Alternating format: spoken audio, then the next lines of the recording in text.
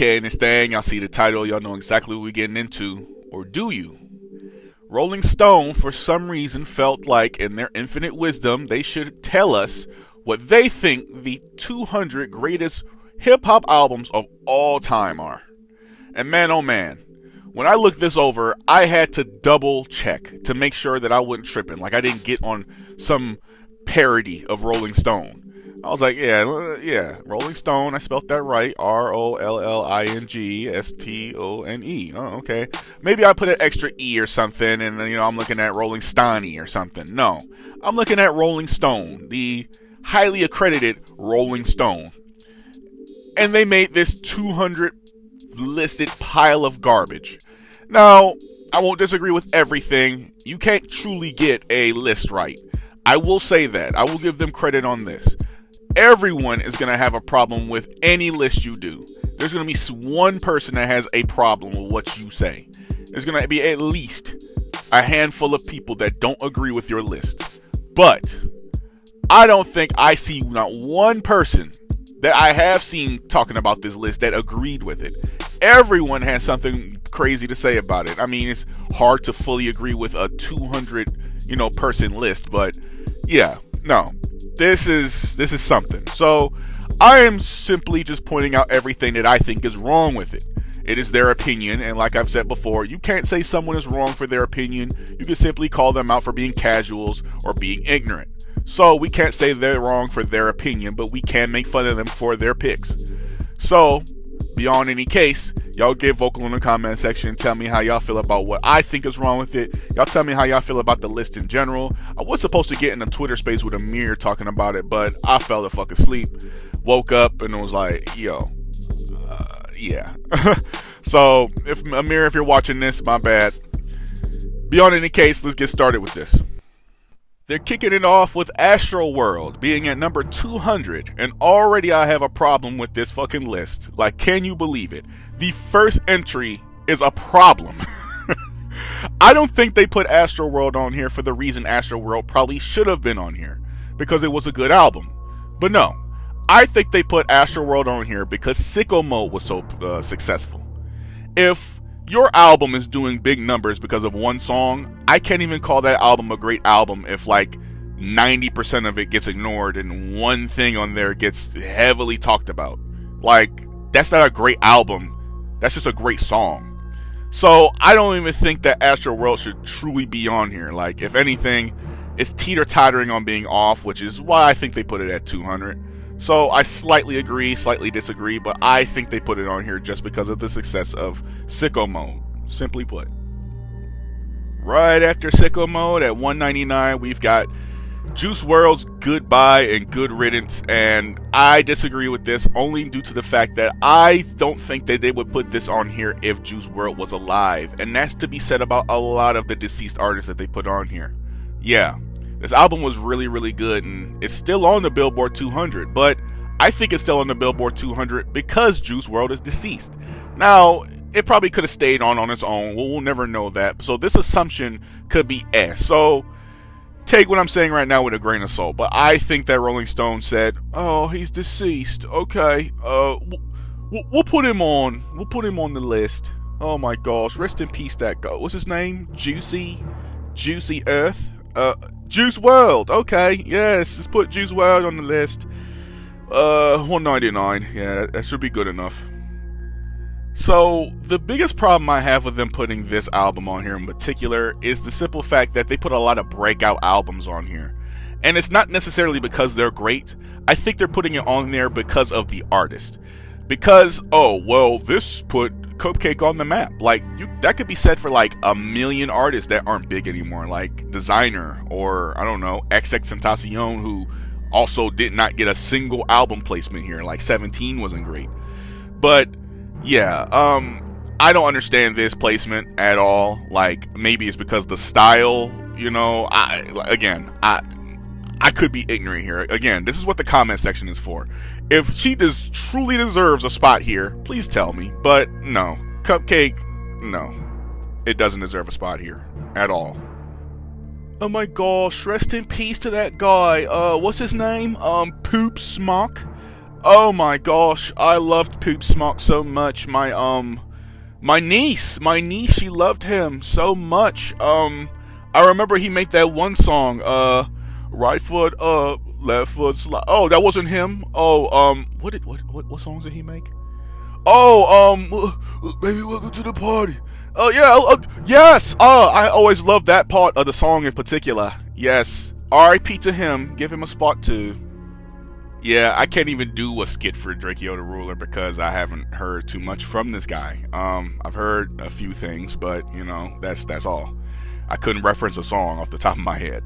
But no, they 100% put him on here because he's deceased. Once again, he did not make a great album. If this man was still alive, he'd have just been a up and comer to them. But because he's up and came, that's good enough for them. A deceased rapper with, you know, some lyrics that kind of make sense. Yeah, that's good enough for them.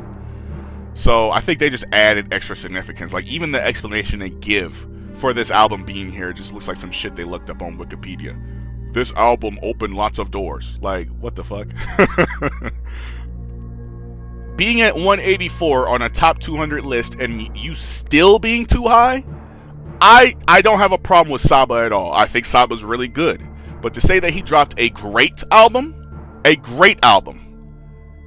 we have a problem. Because there's a lot of other people that didn't make this list that dropped great albums. And let me tell you something right now. The definition of great, we're going to have to truly find out what that means after this video is done. Because if this is great, I need to see what's legendary. Again, I love Little Simz. I think this album is absolutely amazing. It was one of my favorite albums of 2021.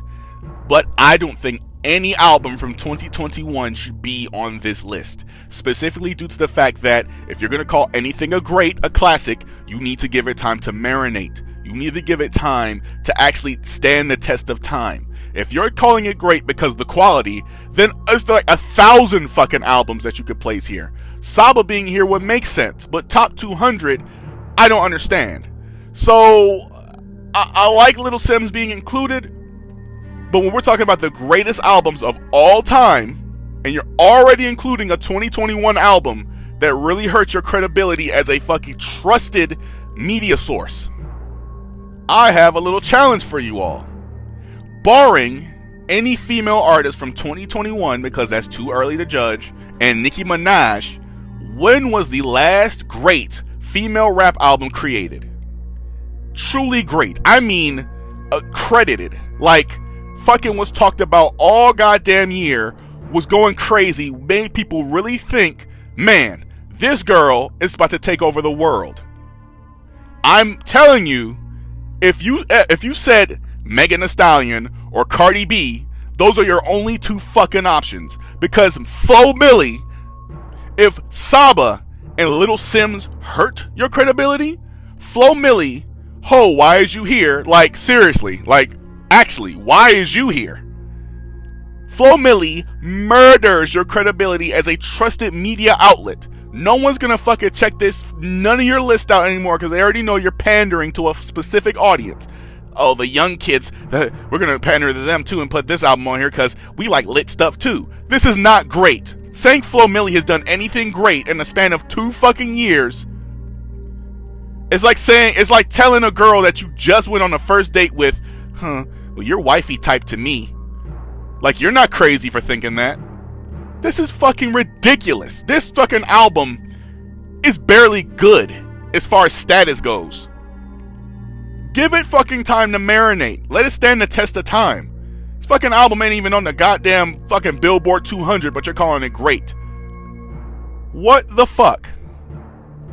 Adding Tierra Whack. Tell me how many female rappers we've talked about so far have those albums not either been breakout albums or debut albums. All of those albums were introductions to those artists. So, what Rolling Stone is telling you is, hey, a new female rapper, that's great enough for us. Because, spoiler, Rolling Stone is tired of Nicki Minaj. And let me tell you why they're tired of Nicki Minaj. Spoiler, but Pink Friday is the only Nicki Minaj album on this fucking list. The only album on this list. Pink Print not being on this list tells you everything you need to know about fucking Rolling Stone. Pink Friday is super high up, and it's only because it's Nicki Minaj. But Pink Friday is not higher than Invasion of Privacy by Cardi B, which, spoiler, is way higher than it's supposed to be. So, with Tierra Whack being here, with all those other women being here, Rolling Stone is basically saying, hey, a rapper that sounds different from fucking Nicki Minaj, basically. That's what they're saying when they're putting all these new people on here. You put a Danny Brown album on here, and you don't even put the right fucking album on here. You didn't even put his greatest shit on here. You just put it on here. You just put this album on here because it blurs the lines of rock and roll and rap. Oh, he's a rock star rapper. Oh, like, yeah. None of Danny Brown's albums sound the same, but you only put it on here because what? It damn near sounds like two genres. Because Danny Brown's, going for that rock star aesthetic on here. That's what you do it for, because of the uniqueness. That's fine. Put it on here because it's unique. But you don't put albums on here because they're specifically unique. You put them on here because they're fucking great. Is this album a test of time great, or is it just a fucking different sounding album? No, it's just a different sounding album to y'all. I do not truly have a problem with Eternal Atake being here, and let me tell you why. This album is standing the test of time. It's still a top 50 Billboard 200 album. It came out 2 years ago.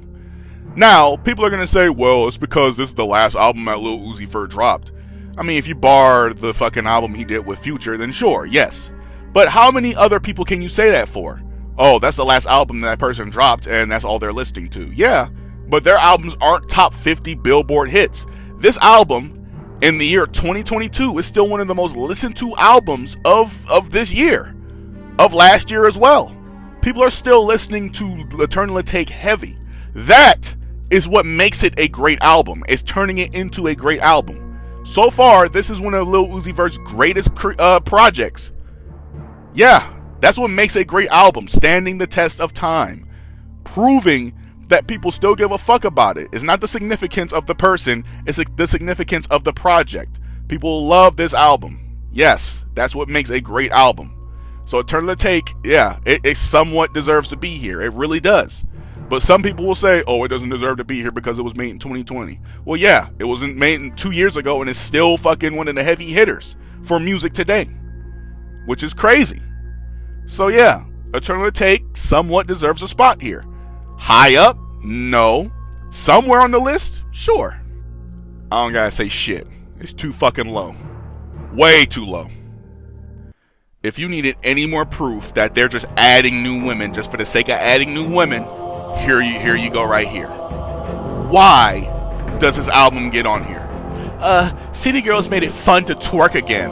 Like Missy Elliott wasn't telling you to do that shit. Like Trina wasn't telling you exactly what she was doing to a man in the bedroom in the fucking early 2000s. Like Nicki Minaj wasn't fucking twerking her ass off in music videos. Like she wasn't making club bangers for you. Like Future, his goddamn self wasn't making music for you to twerk to. But no, you need a woman to tell you to twerk, right? This is why female rap is viewed the way it's viewed. Because if you get to call a project by City Girls great, then damn near anything can be great. And that's sad. This is why I get on the female rap wave like I do. Because y'all deserve better. This album isn't fucking great. This album is great in the same way that you view a specific club being great. They play the songs that you like, and it's convenient because all the bad bitches go there, and what? You get to stand awkwardly in the corner and just look at girls twerk their asses off, and you get to do that every night. That's why you think it's great. Convenience. Confucking-venience. This is Convenience. Another breakout album from some fucking girls that you just heard about. Like, this isn't great. It's good for the fucking time.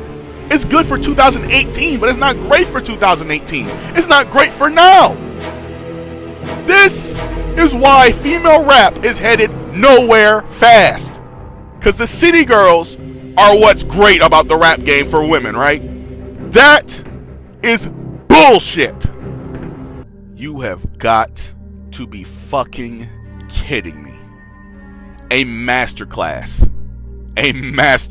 by Tupac is 4 spots higher than some fucking random bullshit that City Girls created for some twerking girls. Some timeless shit still being listened to today. 4 spots higher than some bullshit that people have already forgot from the City Girls. Are you fucking kidding me? This is why I said check your emotional status before you watch this video, because this shit right here is why Rolling Stone shall not be taken seriously when talking about rap ever a fucking again. Not only did you put it super close to a fucking City Girls track, fucking project, this shit didn't even crack top 100. Are you fucking stupid? I'm not saying that this album needs to be top 10, top 20, top 30. As a J. Cole fan, I'm saying it needs to be higher than where it's at right now. And let me tell you why. Not only did this album stand the test of time, it is literally one of the greatest rap albums of all fucking time. And I am not the only one that thinks that. I am not the only one that thinks that. This album legitimately has been on the Billboard 200 since the shit came out. It has not left since it came out. This legitimately is always regarded as J. Cole's best project, bar none. No one else thinks otherwise. This right here almost made J. Cole the fucking man in the rap game. If it weren't for Drake and Kendrick Lamar. Then this shit right here was gonna have J. Cole as the guy. A lot of people debate that J. Cole was the best rapper in 2014. And it's hard to argue with them with this project out. But no, this is slightly higher than a fucking City Girls album. Ridiculous. Not only have you killed your credibility by adding this fucking album on a list higher than a bunch of other time-tested classics, what you're basically doing is you're killing your credibility. You're going to the fucking gravesite, you're digging it up, taking it out the fucking casket, and shooting it in the face one more fucking time just to make sure. And then you're setting the shit on fire and throwing the ashes in there, and while you're at it, you're just gonna fucking destroy the casket too. That's exactly what you just did to your credibility. No coming back. It's over. They called this album the best album of 2021, even though it came out in 2020. But you couldn't really call it the best album of 2020 because it came out on Christmas on 2020. So I understand that. They called it the best album of 2021 because of this supposed impact. Because it blurs a line of rock and rap. Who cares? Do you hear the fucking album? Do you hear it? And fuck all that. This fucking album barely can stand on the fucking Billboard fucking 200. This album is barely getting listened to by his own fucking fans. You had 3 albums to pick from and you picked this shit. You could have picked Die Lit. Spoiler, but Yeezus is on the fucking list and it's top fucking 20. And they say, oh, people didn't like it at first, but they learned to love it. Die Lit! It's the same shit! But you picked the other album that did that too with Cardi. You picked the fucking trash, half-ass fucking album because y'all are so in love with rock and roll, you had to hear some similarities. Oh, he's calling and screaming on this album, and that was good enough. This fucking album being on this fucking list is the reason why Rolling Stone will go down as one of the most least credible fucking outlets of all time. You want to call it one of the best albums of 2021? Do that. Fine. The best? You're crazy. You're fucking crazy. It's impossible. Someone call the FBI. This is alright, I'm done. And then you thought maybe, everything else was looking pretty fucking stupid. No, I love this project, but what this project is, if you're reading this, is too late, it's a fucking mixtape. They put a mixtape on their 200 greatest albums list. So they don't even know what the fucking album is. They say, oh, well, it almost was an album, but it's not a fucking album. It's not. You're gonna put almost albums on here, then you might as well just put a bunch of mixtapes on here, which means you gotta add some Meek Mill on here too. Which means you gotta put some motherfucking French Montana on here too, right? What the fuck? If you're gonna bend the rules for Drake, bend the rules for everyone else, because there's a lot of other great mixtapes that deserve to be here. So you didn't do that. You didn't fucking do it. Way too goddamn low. Way too low. I'm just running out. I'm running completely out of breath. I'm running out of breath screaming so goddamn much because this is crazy. This album is here because the big day was so bad.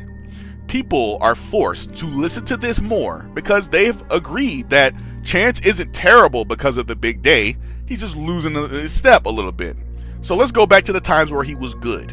And this album is one of the biggest indications of that. We're going to go back to a time where Chance was good. He's good here. Spoiler, Acid Rap is on here too, and they went back to a time where he was great. Because he wasn't great on the coloring book. He was good on the coloring book. Like again, it's great to good to fucking mid or bad or whatever y'all want to say it was. Entirely too low.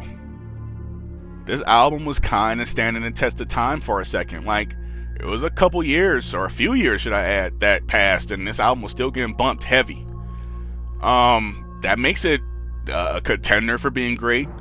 Then it stopped being listened to as much. So, I mean, it was great. It was becoming great. It really was. This is Vince Staples' best album, in my personal opinion. It is. And there's not really a lot of albums of his that are like, yeah, I don't think Vince Staples dropped anything I haven't liked. But no, Vince Staples, like this right here, yeah, this is his closest thing to a great album right here. But top 200, that's slightly debatable actually. So I won't knock them for this. But top fucking 184 might be very, very, very fucking high. You dumb sons of bitches. You had all those fucking albums from Earl Sweatshirt to pick. And you picked some rap songs. The album he gave the least amount of fuck on. You picked the one album where he was half-ass in most of the fucking songs. Half of the songs are super incoherent, but you picked the unique album. You picked the album that sounded the most different. Like, you're either picking something that's unique or you're picking something that's fresh and brand new. Like, this is why this list is not to be fucking trusted. Even if your opinion is to be seen as law, I'm just a criminal. Fuck it. Because I'm not listening to this. Because I Don't Like Shit, I Don't Go Outside is way better than this shit. Doris is way better than this shit. Hell, Earl, his debut fucking project, is better than this. I'm not saying that some rap song is horrible. I'm saying it's not his best project. And I'm saying it's far from his greatest project. For fuck's sake. Some rap songs was really nice. And it did a lot of, it made a lot of noise for a second. But I Don't Like Shit, I Don't Go Outside peaked at number fucking 3. Earl Sweatshirt damn near had the number 1 song in the world when this fucking album came out. With Grief. So if you want to talk about great, let's really talk about what's great about Earl Sweatshirt. 2013 was Earl's fucking year. And you think it was 2018. The year where he was chilling. Where he gave the least amount of fuck about rap. Yeah. You all know what you're talking about. Good job. How Rolling Stone has been viewing female rap is exactly how men kind of view women them damn selves. You know, they get with a girl, they tell themselves, it's gonna be fun to learn shit about this girl, you know, see what the future has in store. You forget all about that once you bust your nut, once you get your nut off with the girl, and then it's like, I've already seen your peak. I've already seen what the fuck I wanted to see. I basically was fantasizing about you, and now I don't have to do that anymore, and now I'm gonna go fuck that other girl I saw in the bar. Yeah, that is how they view female rap. The first thing is basically the best thing, and then once you get to know the female rapper, once you know the style, nothing else is better, nothing else is even good. You just get introduced to a new female rapper that isn't Nicki Minaj, basically. And boom, there you go. That's where fucking Megan Thee Stallion's fever comes from. That's where all these debuting new female rappers come from, because shit. Other than that, what else are you gonna put for Megan Thee Stallion? Good news? Oh no. More stuff from Megan Thee Stallion? No way. Even though that was the album that made her the quote unquote best female rapper in the rap game in 2020. No. Fever, where she was just getting found out about and everyone didn't have opinions on her. Yeah. That time. Fucking idiots. Yes. One of the female rap patriarchs. And one of the albums that shaped female rap to the way it is today. All the way at number 71. Good job. Fuck just rap.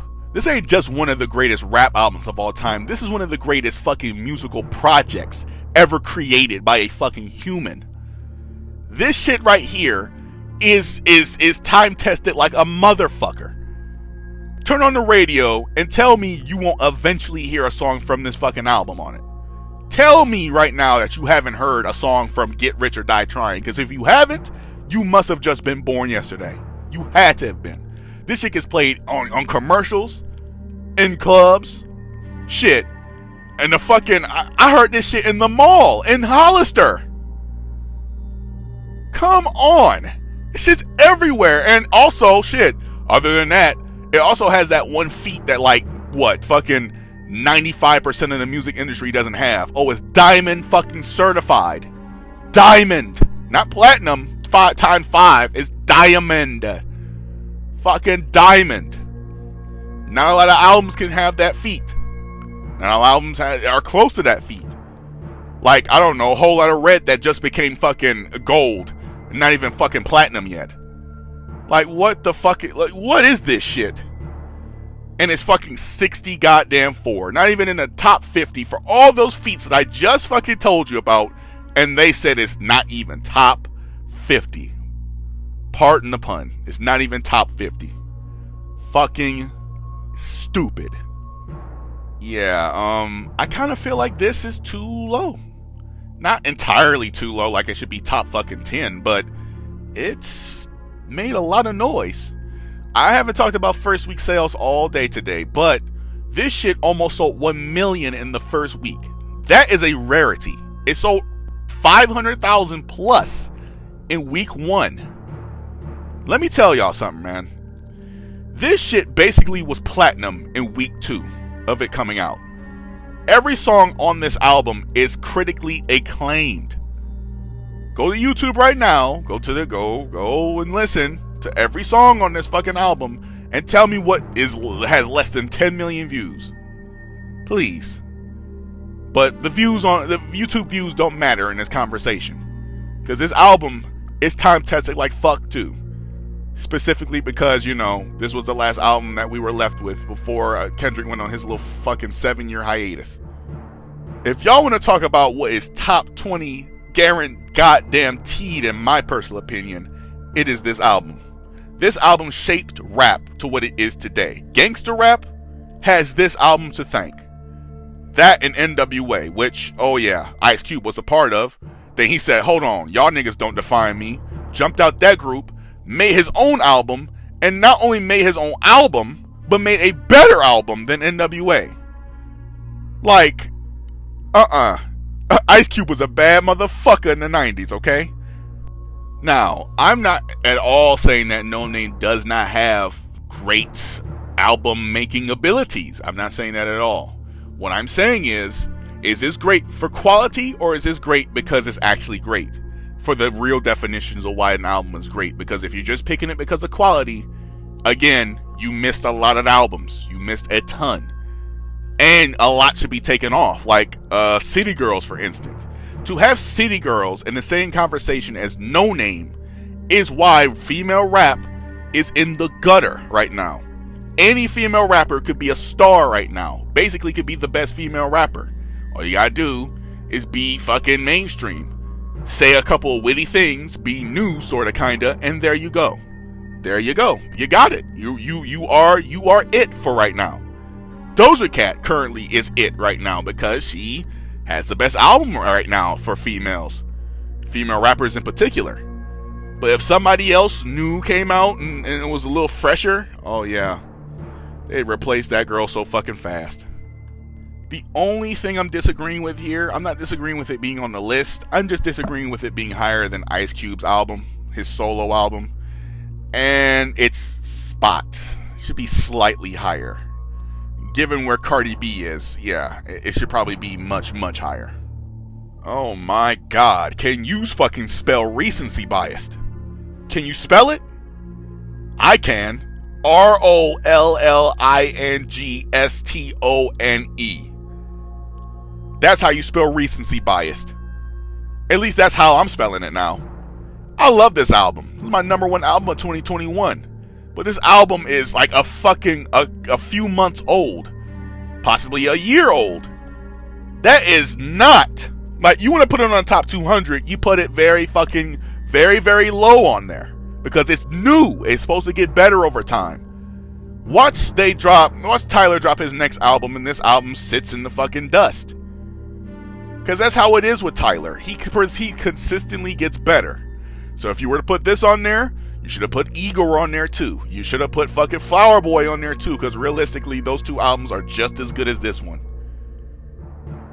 Goodness gracious, man. I'm lost for fucking words. 46 for a fucking couple month old album, fucking like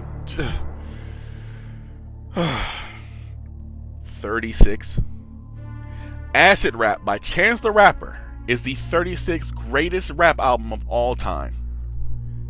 I just felt my brain twitching when I said that. I love this album to death. It's my favorite Chance the Rapper album, and it's one of my favorite albums ever. But being one of my favorite does not mean that it is superbly top tier. I can admit to you that this does deserve a spot in the top 200, but it does not deserve a spot in the top 50. Fucking insane if you think it deserves to be top 50. It's good. It's good. It's really good. Quality-wise, everything. It's amazing. But top 40? Shit. They got a high threshold for Chance.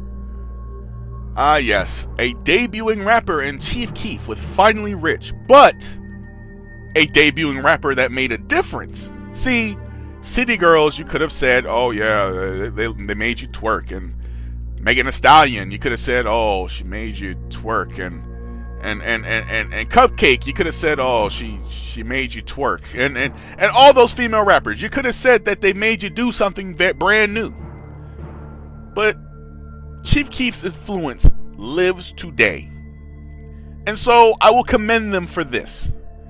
They actually put a album on here by a newcomer that actually deserved to be here, because his album today still stands the test of time.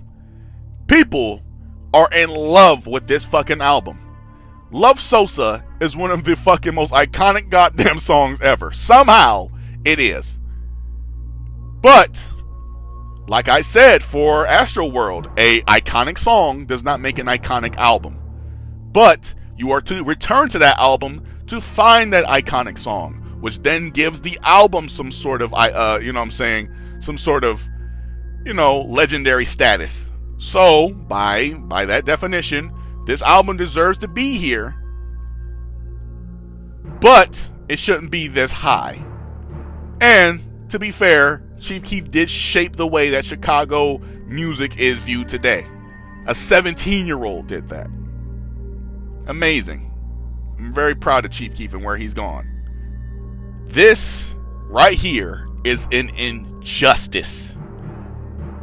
One, because Pink Friday is even on here at all. But I understand why it's here. What I am most frustrated about is the fact that Nicki Minaj got superbly disrespected. I wouldn't put Pink Friday on here, but if I were to put Pink Friday on here, I wouldn't make it top 100. It'd be in the top 200, sure, because it introduced us to one of the greatest female rappers of all time. It showed us who we were going to be listening to for the next decade, because this came out slap dab at 2010. It's 2022, and Nicki Minaj still has her foot stamped, and deep in the rap game. And no one can deny her fucking impact. And this album is why she has that impact. But are we forgetting how fucking devastating it was to be a fucking Nicki Minaj hater in 2014 or 15? I'm sorry if I'm fucking the year up, when Pink Print came out. Because let me tell you something, Pink Print, right there, Nicki Minaj was unfuckwittable. If you had anything bad to say about Nicki Minaj, you were quickly shown the door and shown Pink Print. You were given the Monsterverse, everything. Nicki Minaj basically had her fucking ass stamped in the rap game, and yes, that is a fucking pun. Stamped in the rap game in 2014 to 15. Like 2010, fine. You want to say that Nicki Minaj made a difference? She did. She made a lot of noise with this album. There's a lot of bangers on this album. There are. Just as much trash, but there's a lot of bangers on this album. A lot of bangers on Roman Reloaded. Didn't deserve to be here at all. I think that's her worst album. Queen even probably deserved a spot, sorta, kinda. Maybe, like super low. Probably on the honorable mentions, probably. But to say that this is her only album on here is fucking stupid. It's absolutely stupid. It's disrespectful to Nicki Minaj entirely. And on top of that, this album is lower than fucking Cardi B's Invasion of Privacy. Much, much lower than Invasion of Privacy. Oh, y'all about to see. Just hold on. This diamond certified 25-year-old classic that made Tupac the legend he is today, that has way more significance than any album passed so far, is barely top 30. Not even scratching the door at the top 20. Nowhere close to the top 10. Nowhere close to the top 5. This is the third biggest sign of disrespect on this list. To say that this fucking album is too low, which is just not even worth saying. Another amazing album. Another masterclass. A 26-year-old masterclass. Entirely too low. If you were wondering, do they snort coke and Rolling Stone? They smoke weed? Do they drink? Do they partake in any drugs or alcohol? Yes, they do. They do. Because this 22-year-old diamond certified masterclass by Eminem is 25. It's just 25. If you just, ignore the diamond certified, it is the highest selling rap album of all time. I don't say that makes it number one. I'm saying right there, just right there, this album's already better. You know what? I'm going to save it. I'm going to fucking save it because we're getting to the juiciest part of this fucking video. And the end of this video just gets juicier and juicier and fucking juicier. This album has a ton of significance to it. Is it great? I will say that it is great, but top 20 great is crossing a fucking line. I think that this album introduced us all to new trap. I think it did that job very well. It introduced us all to new trap. But top 20 is abso-fucking-lutely ludicrous. Which, by the way, Ludacris is nowhere to be seen on this list. Absolutely ludicrous. 20. Fucking 20. There's lines of coke being snorted in there. A rapper who's never even been top fucking 3 in the rap game at any point in his career has a fucking album better than over 95% of the fucking rap game? That sounds crazy to me. Better than Illmatic. Better than Marshall Mathers LP. Better than All Eyes on Me. Better than 93 Till Infinity. Better than everything Nicki Minaj has ever dropped. Better than just about every female rapper has ever dropped. Invasion of Privacy by Cardi B dropped in 2019 or 18, sorry. This right here, number 16. They came to this decision and said, oh, well, we haven't added a Cardi B album yet. Oh, well, we're running out of spots, so 16's good. No! Scrap the whole list and do this shit over again. Put her where she should be at. Like way, way below. Like super below. I don't know what the fuck is wrong with these people. I guess this was just, oh, this was the birth of a superstar. And yes, you're right. It was the birth of a superstar. It gave you some timeless Cardi B tracks. It stood the test of time. It did all that shit right. But it's a fucking new album. It's newer than every fucking thing past it. The newest album after this one is actually To Pimp a Butterfly by Kendrick Lamar at number 5. Which I don't have a problem with it being in that spot. It's fine. It's a top 10 album to me. But, good lord. This album is 11 spots away from To Pimp a Butterfly. How is that possible? How is it 6 spots away from the top 10? Who is really sitting here listening to this album like, oh, I could cry. This is generational. This is fucking timeless. I've been listening to this shit since it dropped. Like, if you're listening to this still, it's because Cardi B hasn't dropped any fucking thing else. You're not listening to WAP and fucking and Up all day long. You're listening to this album all the fucking time. It's because of the last fucking thing she dropped. It stands the test of time because Cardi B has yet to fucking even announce the name for her next goddamn album. Chillin' having babies and getting cheated on by Offset. Yeah, she's not gonna. When she makes that next album, I wonder if that album's gonna be somewhere on this top 200. Doubt it, because guess what? Rolling Stone only gives a fuck about females' first albums. Don't give a fuck about anything after that. Shit, do a top 200 best rap songs, and I guarantee you, the fucking one song they pick for Cardi B is Bodak Yellow. That's it. And probably WAP. That's all. Cardi B does not deserve to be on this list. But even if she does, it does not deserve to be this high. Put it around, you know what I'm saying, the 150 fucking spot. But do not sit here and act like this album deserves to be top 20. Ridiculous. A slap in the face to women and a slap in the face to rap.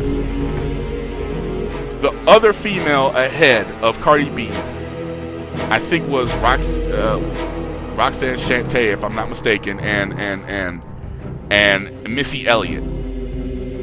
That is it. Absolutely fucking grueling. I'm so pissed off, y'all not even getting an outro. Go ahead and comment, like, vibe, have a good time. I'll see y'all later. Peace.